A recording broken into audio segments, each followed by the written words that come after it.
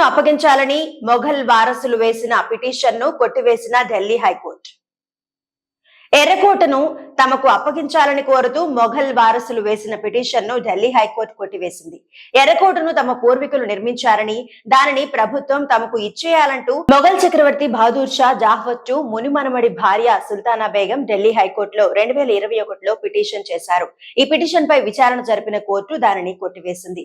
గతంలో British east India company తమ పూర్వీకుల నుంచి అక్రమంగా తీసుకున్న ఎర్రకోటను తమకు అప్పగించాలని అందులో పేర్కొన్నారు. మొదటి స్వాతంత్ర యుద్ధం అనంతరం మొఘలుల ఆస్తులు, ఎర్రకోట వంటి కట్టడాలను బ్రిటిష్ వారు ఆక్రమించుకున్నారని, దీంతో దేశం విడిచి వెళ్లిపోయిన నాటి మొఘల్ చక్రవర్తి బహదూర్ షా జాఫర్ 1862 మృతి చెందినట్లు పిటిషన్లు తెలిపారు. వారు నిర్మించిన ఎర్రకోటను ప్రభుత్వం ఆక్రమించుకుందని పేర్కొన్నారు.